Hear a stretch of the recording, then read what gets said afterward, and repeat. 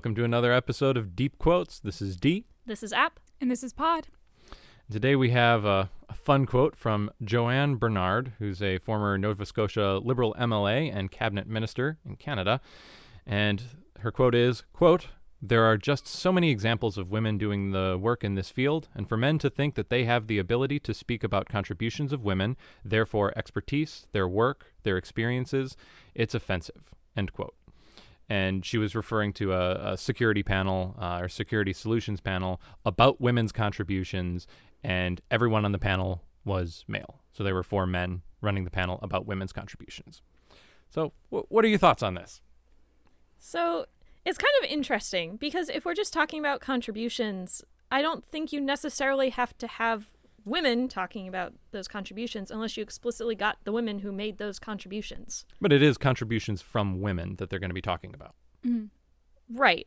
But if they're going to be talking about just, say, their work, the things that they've done in the industry in general, I don't necessarily see a big problem here. Like, yes, I would like to see a woman on this panel, but if you think about it, most of the folks doing security stuff are men. I hate to say it. Mm-hmm. Yeah, I do think that it would have been fair if their original panel, and they did add women to the panel after the outcry, if they had a woman, more from the personal experience that she could have gone up and talked about how she contributed. But just from looking at the people that were on this original panel, it looks like it's people that had women under them. It's an admiral and a general, were 2 of the panelists. Mm-hmm. And so it makes sense that, like, well, you are the person in charge and you actually would know more about this subject even than the women underneath you. And the way I look at it is, let's say that maybe not in a military context, but at your work, and for office work, if your boss is male and you are female and you do something great and they want to recognize the contributions that you've made, is it sexist for your male boss to say, hey, I'd like to give recognition to so-and-so. She did a really great job. Here's everything that she did. We really need to appreciate what she's done for this company. Is that sexist? Because that's basically what she's saying. Superiors that happen to be male are trying to recognize the contributions of women. Is that sexist? No. And this is not saying that men need to be the ones to state what is good and isn't good. It's from a meritocracy perspective. The men have gotten there through showing merit in that particular system, and they want to recognize the contributions of various people under them in terms of the hierarchy of just rank.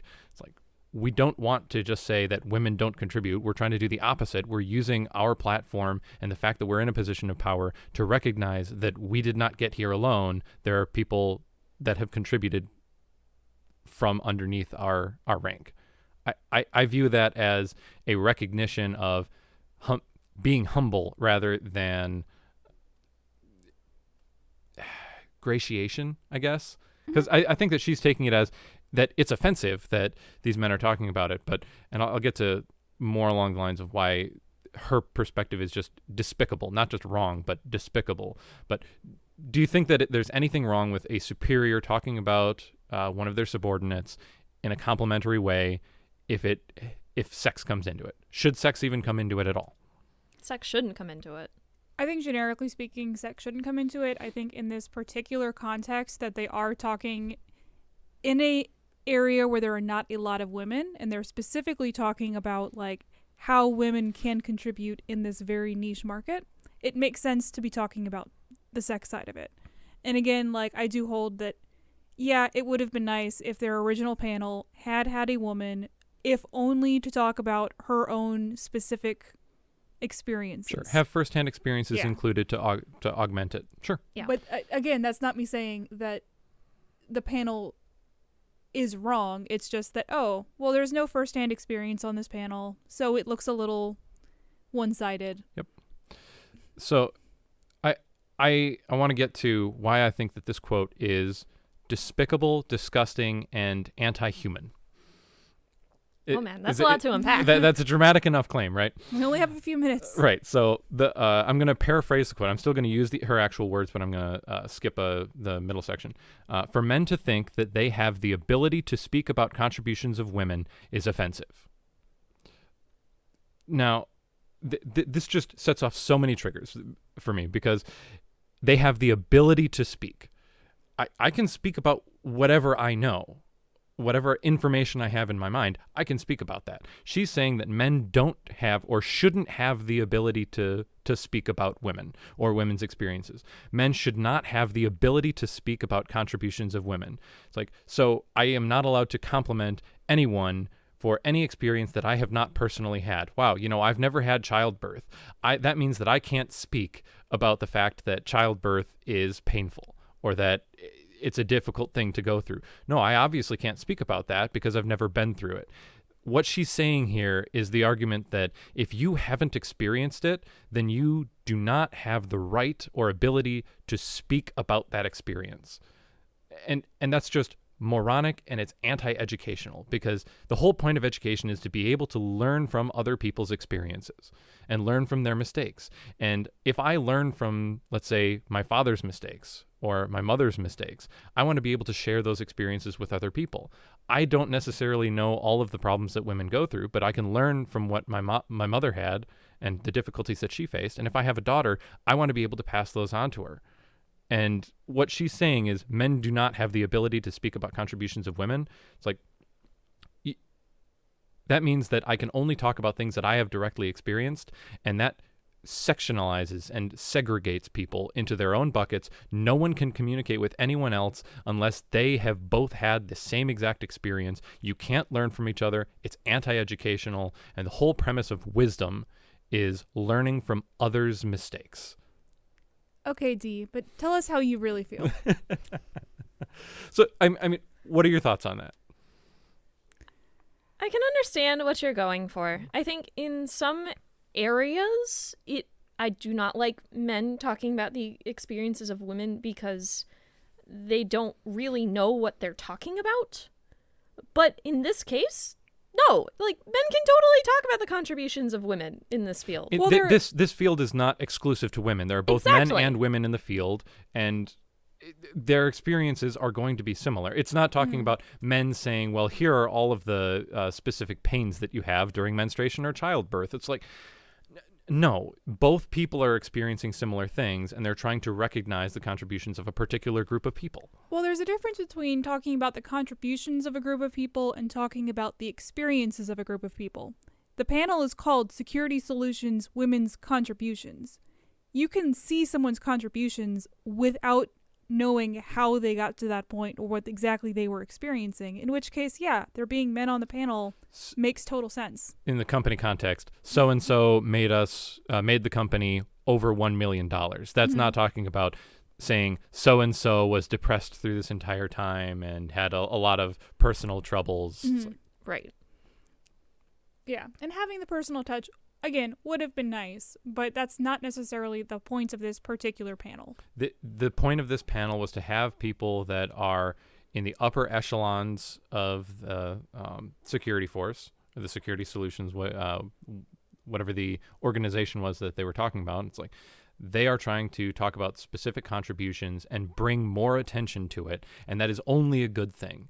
Bringing attention to, if you want to encourage young women to, let's say, join the security force, saying, hey, here's everything that, or some of the things that women have done that have really helped us out. You could do this too. If getting recognition from superiors, whether they be men or women, is an encouragement to join that group. And the fact that she is offended by it because it's not coming from women sounds to me more like she is just anti-men rather than pro-women. Oh, don't you know it's not sexist to be anti-men? Well, you can't be sexist against someone in power. But by the way, that was sarcasm. Not everyone would interpret that as sarcasm, but differentiating between people based on their sex is sexist. Oh, yeah.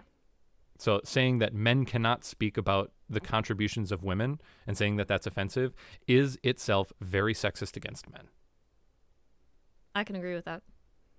And again, I think that the fact that she is putting forth the premise that people who have not directly experienced something don't have the ability to speak about those people in any way is anti-educational.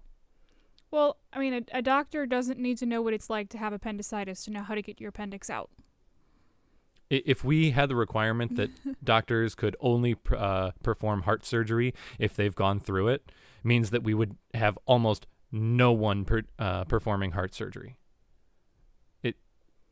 It's a ridiculous premise. It's honestly a Marxist premise going against free speech, that you don't have the ability to speak. It's that you can only speak through your group or your identities.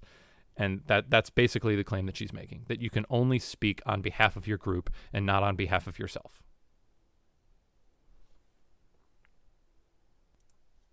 So I guess while we maybe disagree on exactly how bad this quote is, I think we all agree that it's pretty moronic.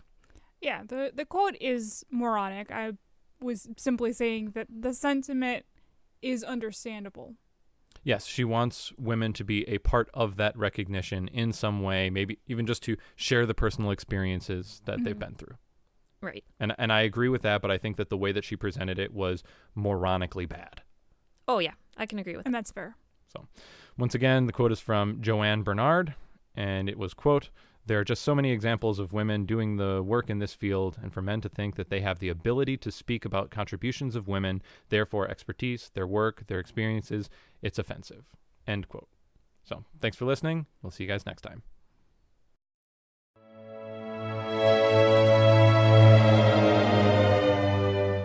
Hi, everyone. Thanks so much for listening to this discussion. Your interest really means a lot to us. If you want to help support this podcast and our goal of sparking discussions and bringing people together, check out how to contribute in the description. Happy deeping!